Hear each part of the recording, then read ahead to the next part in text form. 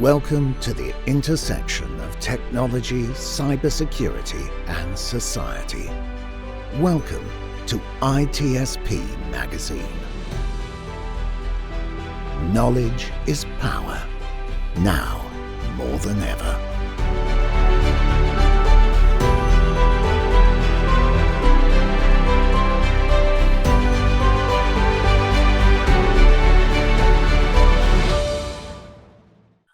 Welcome to the Soulful CXO. I'm your host, Dr. Rebecca Wynn. We are pleased to have with us today, Mike Wilkes. Mike is a Chief Information Security Officer who has built, transformed, and protected companies such as Security Scorecard, ASCAP, Marvel, AQR Capital, ING Bank, Rabobank, CME Group, Sony, and Macy's, as well as European banks and airlines. He was nominated in 2020 to the World Economic Forum as a technology pioneer for providing thought leadership on cyber resilience in the oil and gas industry and quantum security working groups. He's an author, an advisory board member, and a feature speaker at technology conferences such as Black Hat, Gartner, GovWare, and SANS. He is a professor at NYU teaching cybersecurity courses. Additionally, he's an avid jazz fan and musician, serving on the board of trustees for the National Jazz Museum in Harlem. Mike, it's great seeing you again. Welcome to the show. Thank you, Rebecca. And we share some love of music, as I understand, yes? Yes, we do. I actively play trombone here in several groups in the Valley. How about yourself? Where do you play? I'm not currently gigging at the moment, but I did put together a house band when I was at ASCAP. And just before COVID, we had a lovely jam session in the lounge there. And it's great. There's a lot of talented musicians that work at ASCAP. And we played some cover songs, and I got to play the drums. And yeah, it's nice to make music. I think trombone players are in high demand, especially for big bands, right? You need lots of trombones. And the other thing is there's not too many females out there who are actually playing too. So especially like my Latin jazz band, I was the first female in it. And it's a Latin jazz big band. We play in the Nash and other big jazz clubs. And as soon as other women could see me, maybe it's like, well, she can do it, I can do it. It's good to even remember, even in music groups, seeing someone who's more similar to you do it, that it actually gets you out of your shell and you can do it too. Yeah, I mean, we don't have that problem in cybersecurity, right? We're over 50% women in this field, right? No, of course not. But jazz and InfoSec, I think that's a good theme to start with because you need to be able to improvise, right? Mm-hmm. We're not like classical musicians that go and try to be perfect and to execute what was written on the page flawlessly. That is more cerebral. And we're not like rock and roll and blues that are, much more visceral musical forms and genres. And so I think that we're in jazz, I think we're a great combination of, cerebral and visceral. And I think that that's useful, an analogy and metaphor for InfoSec professionals to be able to improvise and yet have some standards and some structure and say, okay, let's play, How High the Moon, right? And okay, what tempo and in what key? And then we go, right? Wouldn't it be lovely if incident response could be that well coordinated, right? Yeah, I create quite a bit. I tell people about playing trombone and actually going ahead and being a chief information security officer or CIO or CTO or in our position. Because I tell people the one thing, they're like, you play every night. And I said, yes, I do play every night. But the one thing is with the trombone, it's a long tuning slide. So I really have no excuse ever to be out of tune. I'm not saying I'm not. But you think about it, I'm moving my slide front to back. I'm reading my music left to right. They're conducting right to left. And then I'm constantly having to adjust. It makes me get out of my head and into my heart. And one of the things we see a lot in the news and Soulful CXO is getting us out of our head and more into our heart to be heart leading, heart thinking leaders that help us to be resilient. So it's amazing how people I find generally who are really good musicians, mm-hmm. I like to have them, as you said, like on my incident response team and things along those lines. I think it allows you to be a little bit more flexible that, no matter whom you are, even though they appear to be perfect, if you talk to them behind the scenes, they'll say even that wasn't a perfect performance. And so that's the one thing too. I think we get a lot of pressure on us on trying to be perfect every single point in the day. And if you play music, did I do the best I possibly could with the group and the acoustics and everything else that I could not control? And did we end well together as a team? I think that's got a great lesson. What do you think along those lines about building teams and seeing the music component? The musicians actually seem to me be better incident response members, because you mentioned incident response specifically. Yeah, I've seen a lot of and met a lot of InfoSec talent that are musicians, and it's not hard to put together a house band when you work in a security company, because there's going to be guitar players and drummers and bass players and keyboard players. And I think one of the phrases I like to borrow and mention for people that haven't heard it, I think it was just Dizzy Gillespie that said, "In jazz, there are no mistakes, only opportunities." And I think that's a great worldview and life, principle to live by. Because if you feel like you wanted to do something, experience is what you get when you were expecting something else, right? That's one of those other clever witticisms. And so I think it's useful, this analogy, to continue with it for a minute. When I think about empathy, and I think about the difference between empathy and sympathy, empathy is feeling for someone, and sympathy is feeling with someone. And so people can't be sympathetic with a CISO unless they've been a CISO. They can be empathetic, and they can say, "Oh, you must have had a really hard time with that breach, and losing your team and having all that money and damage to the reputation. But some of these things, make you stronger." And so for the idea of empathy, though, I've talked about having digital empathy. And as a CISO and as a security professional, I don't want to punish people with phishing tests, right? I'm not trying to trick them. I'm trying to train them. I'm trying to help them detect. And so I always leave what I call breadcrumbs in my phishing tests. So a typo, some grammatical error, some type of thing that should flag them and make them think suspicious, or be suspicious or skeptical at least. And I usually leave like 2 or 3 of them. And so everyone's like kind of gamified now when they have this, they're like, "Well, what were the breadcrumbs this time, right? I only saw 2. What was the third one, right?" I was like, "Oh, we used the letter I instead of the number 1, or vice versa, or the letter L or something." And so it's like really detail oriented, kind of obsessive compulsive kind of piecing. But I think it raises people's attention. And we can never expect people to be perfect, though. And that's where this idea of digital empathy is. Let's plan for people to click on emails. Let's plan for people to be the weakest link. Let's never try to expect machine-like perfection, right? Like a classical music computer. That is not humanity. Humanity will always have, foibles and flaws. And that's one of the things that I think the AIs will be jealous of in the future when they become our overlords, right? They'll be like, "How do you make mistakes? How do you improvise? How do you, get inspired as to what a fork should look like?" Right? I think there's elements of design that are very aesthetic and very much tied to the zeitgeist of the time and the people. And I don't know that a really good word token prediction engine like LLMs is going to be able to do that, right? It can just say, "Well, historically speaking, forks look like this, right? And threeks look like this, right?" And so forks are like that. And so I think that's a fun way to look at life, is to allow yourself the freedom to be human, the freedom to make mistakes, to design and architect for that to happen, and yet still try to build trustworthy, robust, fault-tolerant systems. I like how you mentioned the philosopher Nietzsche, as well as Kelly Clarkson, "What doesn't kill you make you stronger." Mhm. I totally agree with, and I love that anthem. You brought up cybersecurity awareness training, and I think one of the things that's really coming to the forefront with the evolution of AI. AI has been around since 1950. ML has been around since 1960. But now it being able to learn what we don't go ahead and respond to, how to write more like the CEO, or like you do a lot of writing. I do a lot of writing. How can I go ahead and impersonate Rebecca or Mike or CEO or something like that better? So when you get those emails, you go ahead and you're going to click on them. How do you suggest that people go about start training their people to do that better? My thing is trust your gut. There's always going to be a gut that, even though it sounds like Rebecca, you know what?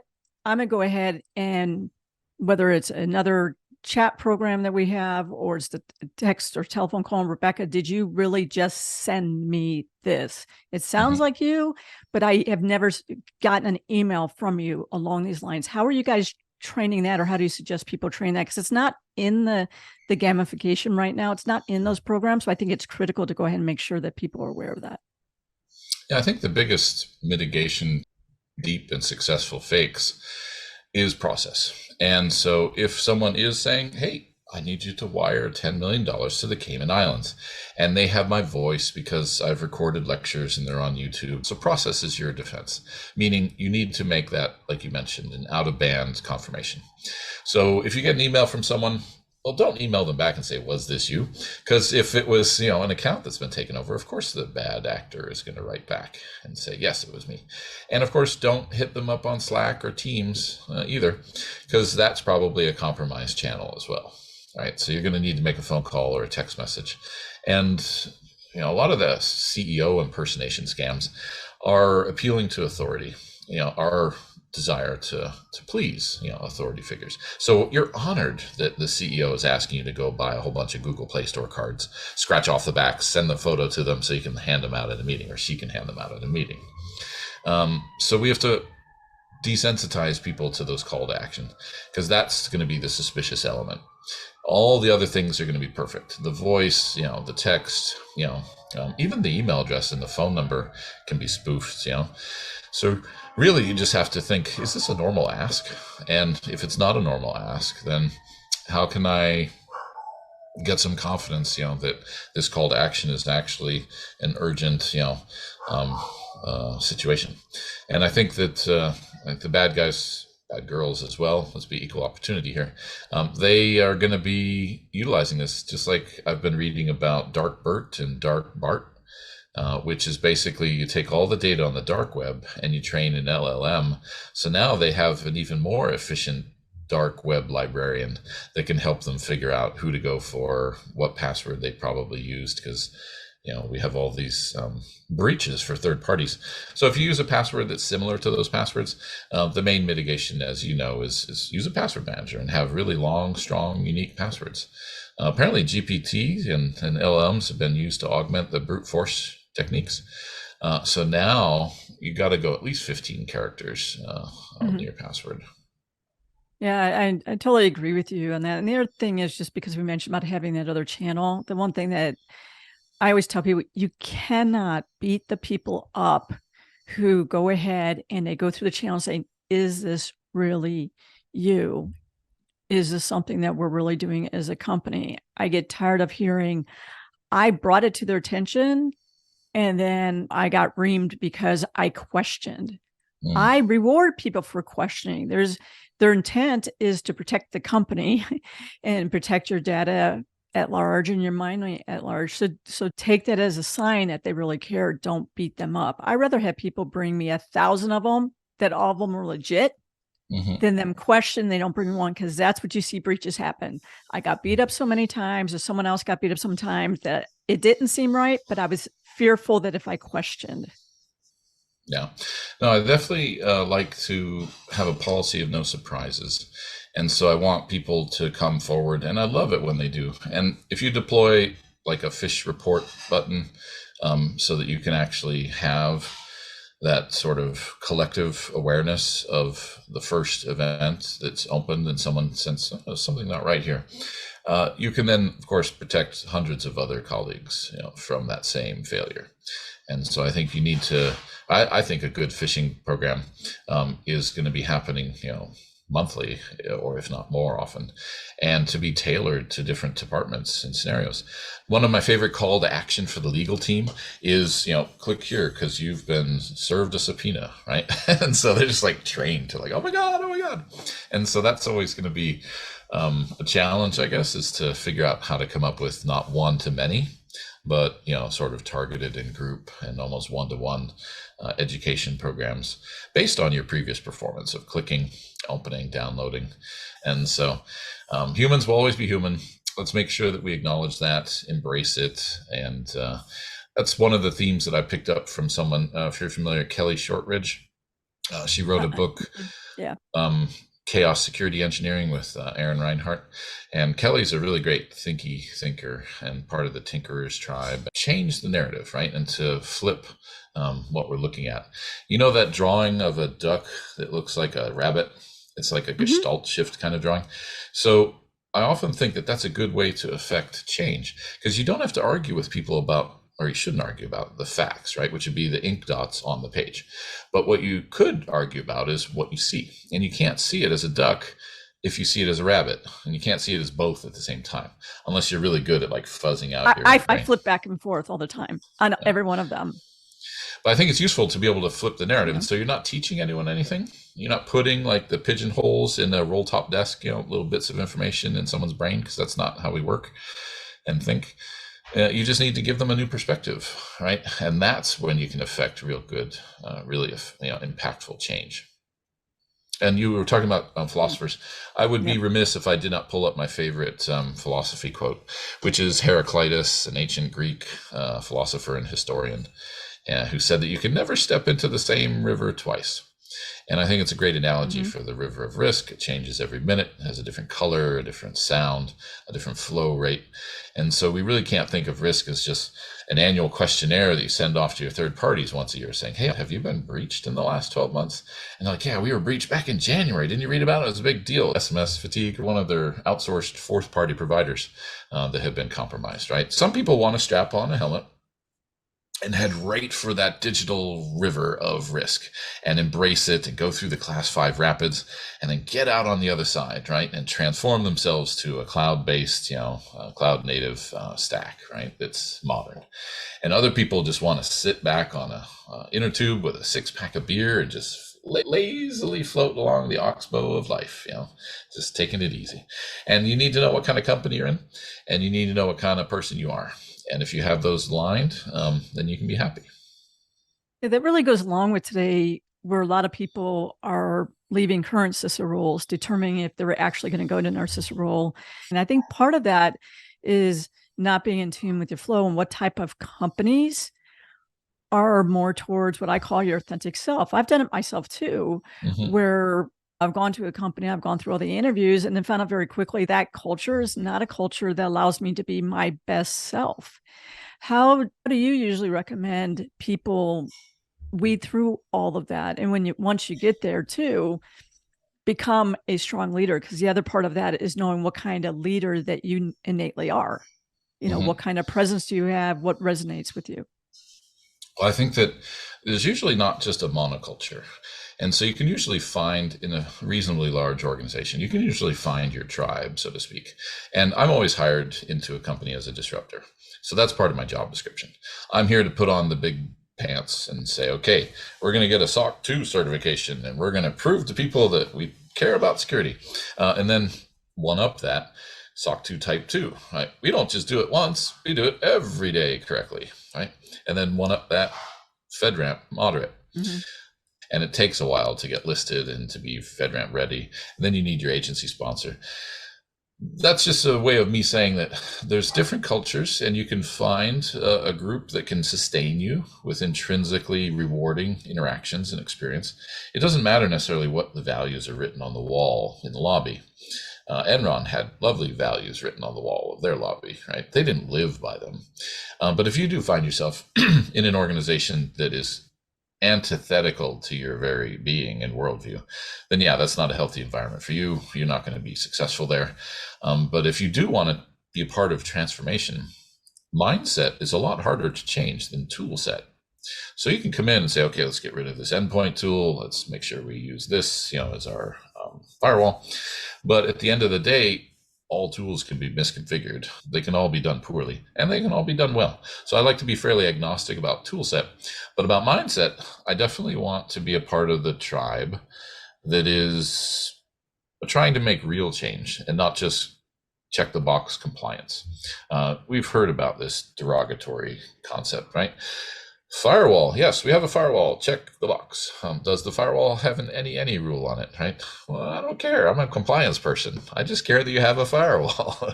Yep. As opposed to something that's actually just a sieve or a switch, if it doesn't have actual rules to block bad traffic and access patterns. So I think that for me, I've been in small startups and I've worked in large organizations, and it's not the same fish, right? Swimming in the same pond. When I worked at the Chicago Mercantile Exchange, I was in the enterprise server platform, and I was responsible for 10,000 servers and $1 quadrillion in contracts traded. And I used to have to work with the security team. And the security team was like a 5-headed hydra, and none of the heads trusted each other, and they were all fighting in between themselves. You had endpoint and firewall and all sorts of different groups. And I earned the nickname the GIS Whisperer. And so I was able to sort of calm, this ferocious beast. And I took some stuff off their plate. That's one of the things that's useful. If you're in an organization, large or small, find something that's unloved and unattended for and make it your own. Because then eventually you'll be promoted or given ownership of it formally. But a lot of times there's stuff that's left behind by people that left, and it's really kind of critical and important and no one knows it. And you can learn this over time. And so I like to think that I collect things. And the other function I guess I had was to decommission things, right? Because everyone loves to build. No one loves to destroy. And so remember, there's a whole life cycle to systems development and software development, and there needs to be a death.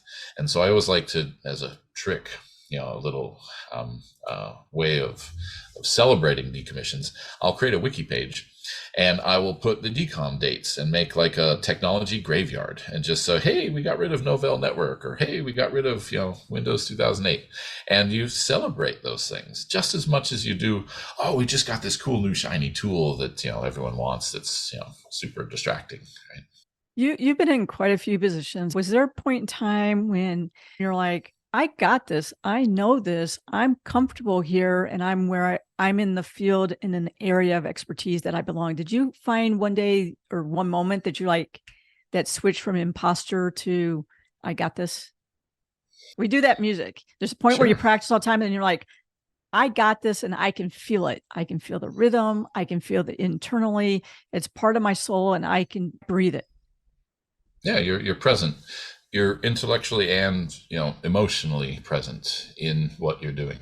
And I think in terms of like imposter syndrome, I'm a white male. I'm the apex predator, according to this whole imposter syndrome narrative, right? So I should never have imposter syndrome because everyone's trying to be me and wants to be me. And I'm like, no, it's totally bogus. Everyone, including white males, have this issue of imposter syndrome at various times for various elements of things that they care about. And so one of the first times I was leaving the think tank, working in San Francisco for the Department of Education, and I realized there was nothing I could do to make education better at the federal or state level. It had to be all grassroots, local, teachers, parents, community, bottom up. And so I left. Technically, I guess you could say I was fired, but that was a long time ago. And I walked up, and my hobby became my career. I walked up to a job interview, and they said, you have to know Perl. You have to know how to write Perl code to do this job. And I was like, yep, I can write Perl. And of course I knew no Perl, right? So it's the whole fake it before you make it. But of course they have to train you. They have to introduce you. And so there was this lovely contractor, his name was Dimitri, who was doing Yahoo's log file analysis. So I was working for a company called Internet Profiles, and we were paid to provide third-party independent analytics of how many times banner ads displayed. So Honda, cars, Weber grills on yahoo.com. Yahoo was getting like 20 million hits a day back in that early era. And Dimitri taught me Perl, and he taught me really well. I learned how to do like inline Perl expressions with regexes and awks and greps and equivalents. And I developed Perl chops, right? And so eventually I kind of kicked myself for not learning any programming language prior to that point in time. Because what I've realized many years later, to be a good systems administrator and to be a good InfoSec analyst and to be a good data scientist, you need to have some kind of automation and some kind of proclivity for at least a language, whether that be Python or Perl or OCaml or Haskell or something, right? What are the cool kids programming in these days? But that's certainly not Java, right? But the idea is that you want to use these tools for other purposes.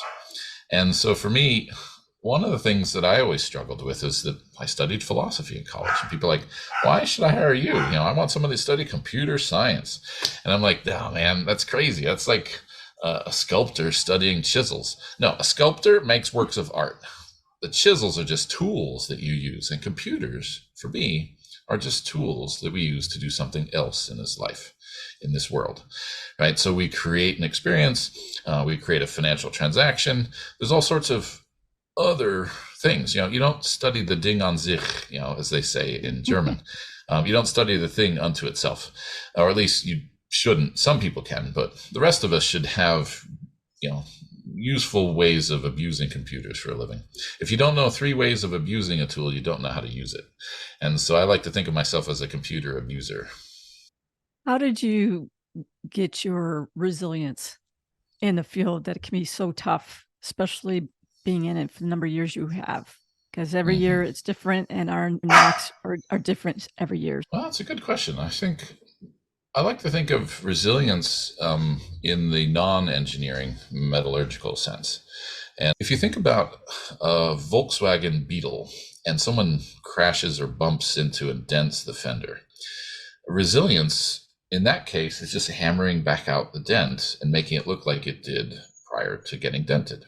And so you think about things like tensile strength and ductile properties of metal, right? That's the mechanical engineering worldview of resilience. And a definition of resilience in that old school way would be the ability of an object to return to its former shape after being exposed to extreme forces, right? Like a can of Coke, and then make it whole again. But for me, I'd much rather focus on the psychological and ecological definition of resilience, which is to adapt and be transformed by that experience. You don't want to go back to the way you were prior. You can't.